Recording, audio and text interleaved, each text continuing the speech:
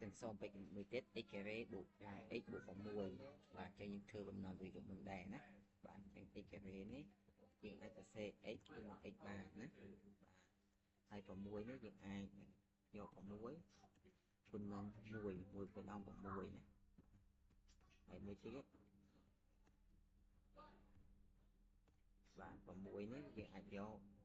3គុណនឹង2បានអស់ហើយមានប្រមាណគុណបានចូល6ទៀតទេបាទអញ្ចឹងអានេះ6នេះយើងអាចដាក់ 6x ណា x បូកនឹងបូក1បាទបូក x ជាស្មើនឹង6x ហើយដល់ពេលអាក្រុមនេះ 3x ទៅយើងអាចដាក់ 3x បូកនឹង 2x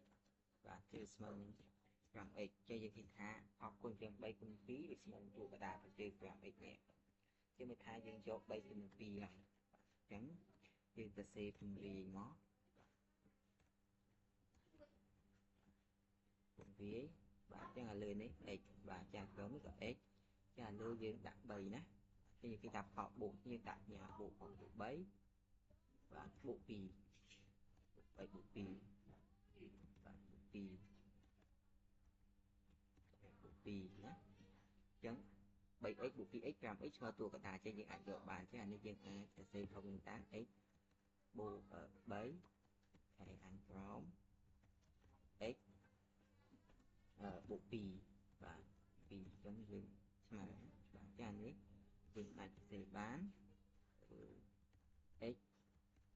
បូក3តាអយ x បូក2អញ្ចឹង x ការ៉េបូក 5x បូក6យើងអាចសរសេរពីខុសវិញតាគឺ x បូក3តា x បូក2